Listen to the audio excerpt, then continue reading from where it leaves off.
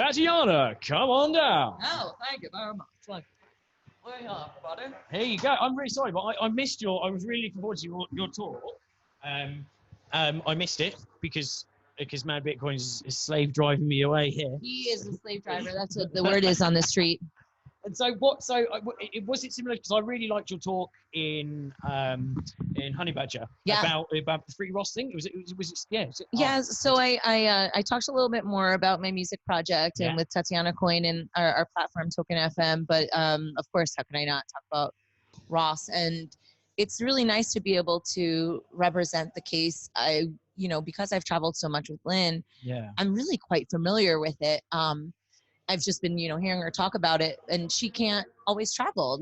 She's only one person, and to present it in context with the music, I think it works really well. I think it's kind of, it appeals to the heartstrings, and it kind of drives home the reasons why we do a lot of what we're doing.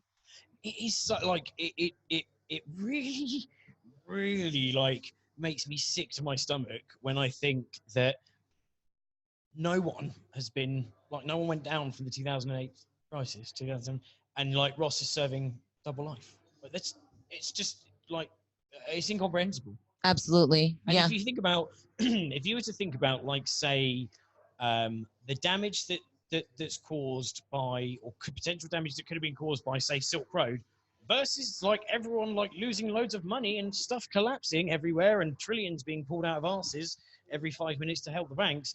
What? Like, this is just insane. Yeah, it's definitely a terrible situation. El Chapo got a lesser sentence than Ross Ulbricht. I mean, this is a guy with a known violent, like, full-on drug kingpin, Scarface type thing. And then you've got Ross, some nerdy physics student with a libertarian bent and a laptop.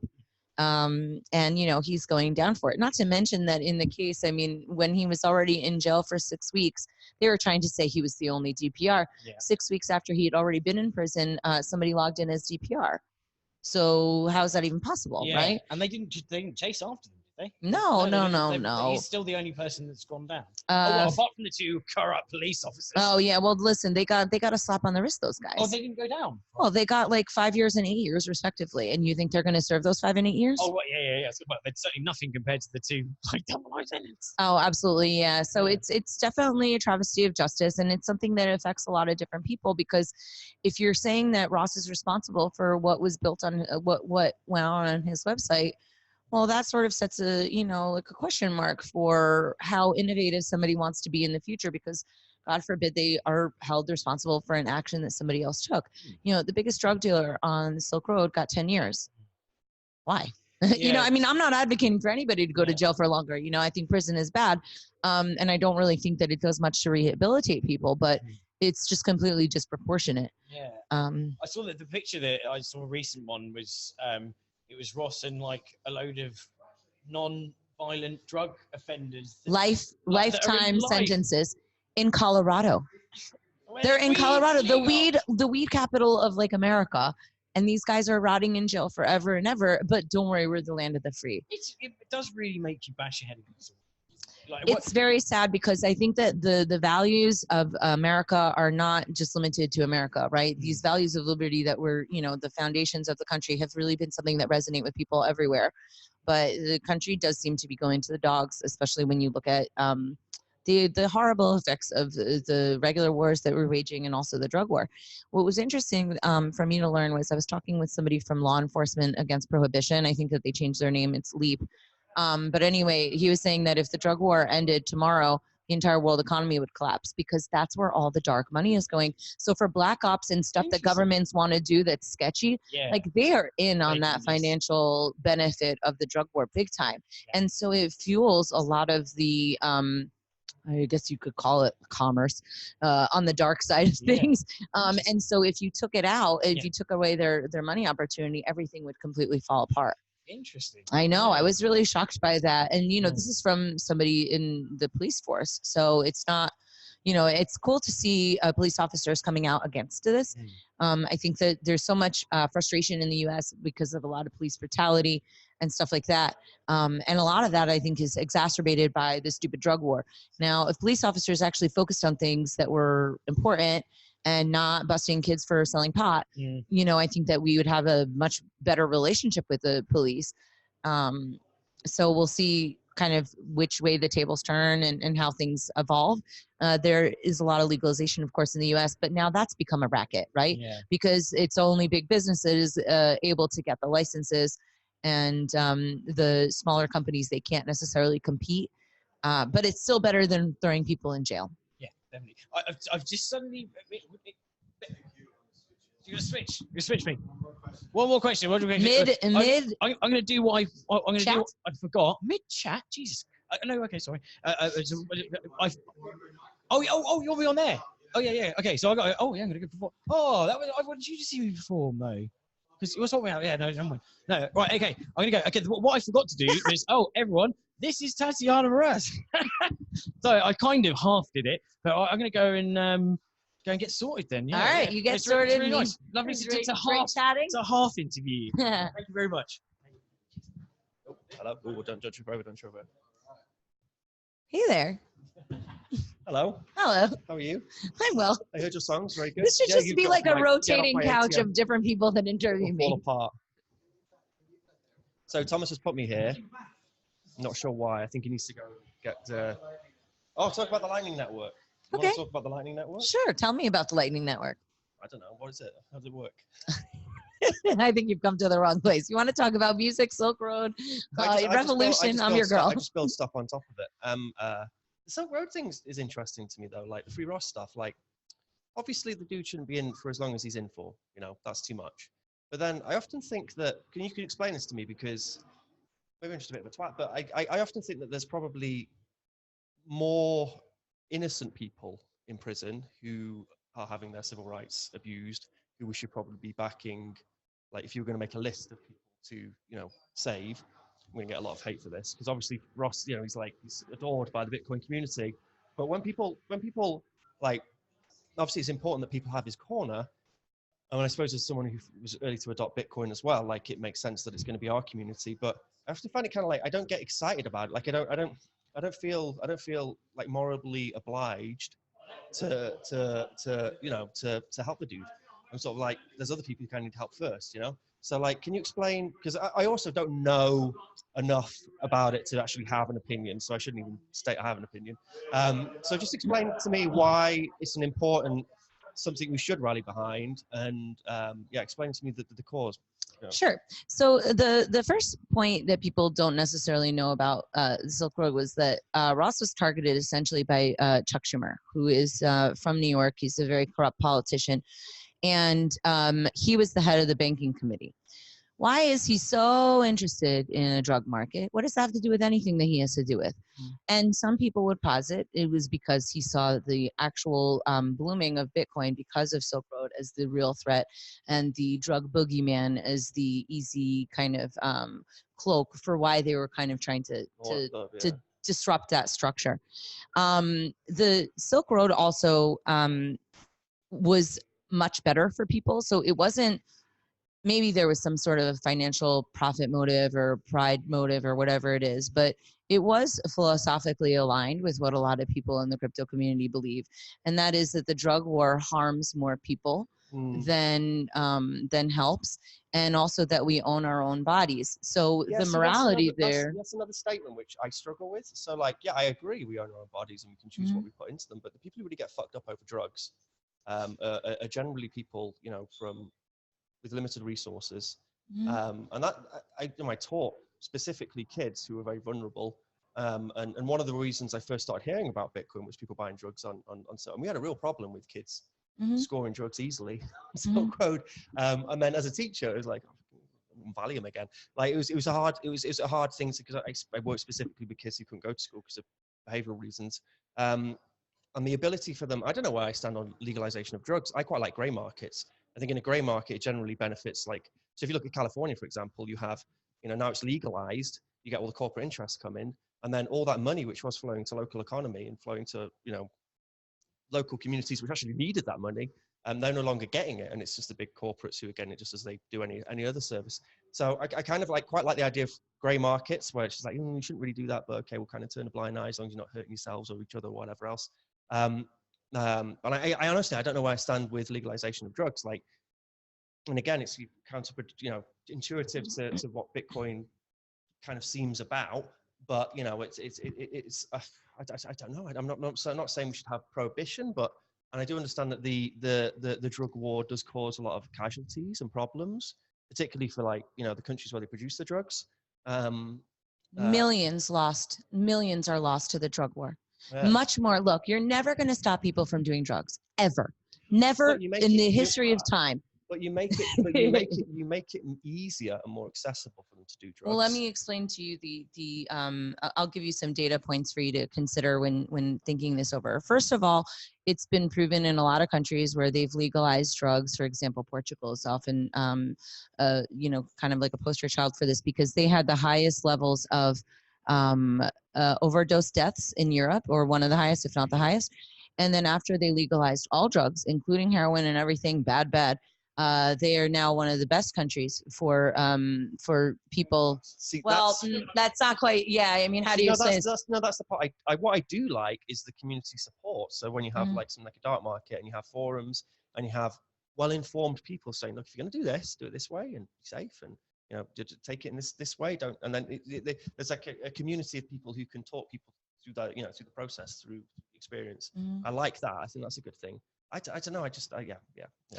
Well, there's also studies that showed, so if you're concerned about mitigating the effects of the drug war, by getting the drugs out of the street, you are helping make the world more safe. So they did a study, and the Silk Road definitely made the drug trade safer. So that means that there's less casualties, there's less people that are getting, so it's a harm reduction tool. Nobody would ever advocate, let's just legalize drugs and become degenerates and do them all day long because it's so wonderful. It's more of a matter of managing an existing situation in the way that will cause the least harm and that will be the most helpful.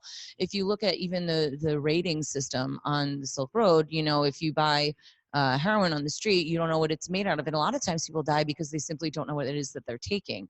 So if you're not going to stop people's behavior, also when the government is busting people and throwing them in jail for drug stuff, a lot of times they're simply addicted. Society is not benefiting from that at all. My friend Kingsley Edwards' father, Michael Edwards in Florida, he was a victim of the third strike rule. He, like a cocaine problem, petty drug dealer, sold his, but watch this. So he sold his girlfriend, who set him up, half a teaspoon of cocaine, and he's been in jail since 1984. That's crackers, yeah. It's almost 2020. Yeah. You know what I mean? This is completely insane. Which is fine. But like you say, I mean, if it's just rampantly legal, I mean, it's a bit like smoking. In the UK here, you try and buy cigarettes, you can't see them; they're behind a counter, and then they've all got these warnings on, and they're really overpriced with taxes and stuff. And less people smoke, and that's probably a good thing. Smoking is pretty bad for you. Yeah, but you know what? It's nobody else's business what I do with my body. Period. F off. I mean, are you really advocating for the government telling you what's good for you and what isn't good for you? Where does that line stop? But it depends. I suppose it depends. Yeah, this is the problem, isn't it? But I suppose it's people's own prerogative. You can't possibly be advocating for people to be controlled by a government and even in their health matters. But then, so something like smoking, for example, like cigarettes, they're just pretty much the cigarettes you buy in a carton. They're a delivery mechanism for nicotine. The romanticism and the actual enjoyment of a tobacco, like of a pipe or something, that's kind of lost. And the reason it's lost is because that it's better for the people who own those tobacco companies, people just to get a hit and then keep getting hits, and then they're designed specifically to keep people addicted. And that's my worry with the corporate interest. Do you think if you made them illegal, cigarettes would go away? No, they wouldn't. Not at right. all. So then what's the point? No, but my point is if they're fully legal and then accepted by society, and people could do whatever they want, and you can sell cigarettes to newsagents, whatever, and it's got fun, colourful branding on it, we'll be back to where we were before, where everyone was smoking, and that was pretty bad. It's better now that. But isn't it their own business? Why are you so concerned with other people's health? Can't they just mind their own? Do you think that government intervention is ever really making things better? No, but I mean, I think. You could do a private campaign and tell people, hey, cigarettes are bad, but people know that cigarettes are bad. Yeah, but exactly. So but the education comes partly from government resources, from them doing studies and saying, tobacco causes this Are you problem. freaking kidding me? Is this a real conversation? Yes, real You think conversation. that the government is actually doing good things with the money that they're collecting from anything? Well, I mean, the public. So if you look at the most science, which is done through public spending, it's done through universities, it's done in university laboratories. That's where it happens. So I mean, oh my God! you can't. But this is why we have but problems because government is funding this stuff. Who do you think benefits from when it? it was funded by the tobacco companies, like lo and behold, tobacco, they were able to employ all these, pseudoscientists to say, oh no, tobacco's not so bad for you. It's okay. It's fine. Blah blah blah. There's probably these other variables. Blah blah. And then try and skewer the actual science to have. Wasn't it the medical what you're saying. association that was saying that cigarettes were good for you? Like, why would you believe that the government knows anything about anything what's good for you? And since when do they care about your health? You know what they care about is taking your money. Oh, sure, and guess what you get when you have a drug system? You have fatherless children. You have complete neighborhoods decimated, and this is a multi-generational issue. Wouldn't it be better to just help people or leave them alone instead of throwing their dad in jail for their own protection? Have you been to Copenhagen? No. So in the middle of Copenhagen is a really nice progressive city, bikes everywhere, was healthy, everyone looks fantastic and incredible. In the middle of Copenhagen, you walk from one street to another, and you go into this little town called Christiania. Christiania, do anything you want. Anything flies. It's a bit like walking into The Walking Dead, like whatever, whatever you want to do. And the people just selling whatever they want to sell. If you want to go take drugs, you go to Christiania. Cops will leave you alone. Smoke as much dope as you want, take as many pills, whatever you want to do, and kind of take care of itself. The big guys, they make sure that nothing hazardous happens to impact their business. I like that. I like the fact that okay, there is this thing which you can do, and it's here. However, I don't like the idea of it infiltrating the whole of society. And I like it. I like the idea of there being a place, But then, how would you explain Portuguese people having a much less of a drug problem now that it's been legalized? I mean, your theory doesn't really. It's not supported by the places that have actually implemented this. It's not like people become wild people and they're just like, oh, now that it's legal, I'm just going to go bananas and do it all. I mean, I highly doubt that people in Amsterdam are just doing mushrooms all day long. No, they're not that. And in a way you could argue that it's a little bit less attractive for kids because now it's not like the forbidden fruit. Mostly again, because I mean, this is just from my own personal, experience. So again, as a teacher, we had a big problem in the UK with legal highs. So you could buy these plant fertilizers or whatever, and they were crap. What this shit they were putting in those things, it's really bad chemicals, whatever else. But are they legal? Those chemicals? They were legal. Yeah. They were so it didn't stop people from using them? No, I mean, that's the thing. No, people use them, and a lot of people use them, and we were I remember, again, specifically because of the kind of vulnerable people we're working with. I remember all of us teachers sitting around thinking, "What the hell has happened?" God damn, our kids are a mess. Well, would you rather have them I would rather kids be smoking pot than fertilizer. Exactly. Yeah. That'd be good. Yeah. But obviously, because that's the thing. People always are going to try and find a way to get high. You can try and stop them. You're not going to stop them. It's like trying to fight human nature. But then the cannabis thing, does it not just become a bit like big pharma, tobacco, like any other big massive corporate interest, where it gets pushed as something you should do more and more of? Well, I think people should think for themselves, and if they want to smoke marijuana, they can smoke marijuana, and if they don't, then everybody should leave them alone. How do you mitigate the sort of manufactured consent from things like advertising? How do you mitigate that, if not through legislation, if not through some sort of government intervention? I'm worried about war. I'm worried about Yemen. I'm worried about Syria. I'm worried about the Middle East and all sorts of things that I think are far more important than the government trying to fleece a bunch of people and throw a bunch of people in jail for their own protection because they're ingesting a plant or anything else. I'm not worried about war. I'm just saying that. You're not worried about war? I'm just saying the priorities I'm not worried about war. No, but I'm saying priorities, right? To me, this is a distraction. And there's a lot of people, look, you've got the big Epstein case, right? Everybody's obsessed with Epstein, who apparently didn't kill himself. So, to me, that's something that I would be a lot more concerned about. And if you're going to be talking about analyzing policy and stuff like that, until you start bringing in the pedos, I don't want to hear it. Honestly, because people are, you've got these poor families being broken up over a small amount of drugs.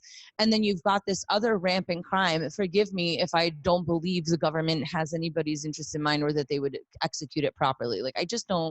I don't think it's that important. and I think a lot of other people, the reason why they support Ross is because they also feel that way. But that being said, you have to look at the case in that there was 100% manipulated evidence. You cannot have tampered evidence be used to throw someone in jail for life. You know what I'm saying? Yeah, you can't have, obviously that's something which should be right behind. Sure. But so even if you think of it from the like justice perspective, that should have been thrown out. He should have, if whether or not he's guilty or not, the fact that the evidence was tampered with already should have been enough to throw out the case, because he had government agents that were planting things, that were extorting people, that were stealing money, that were doing all this other stuff. How can you possibly use that as like a clear investigation of the case in the first place? And if he's the only guy, why is he the only guy if somebody else is signing in as DPR after Ross has been in jail for 6 weeks?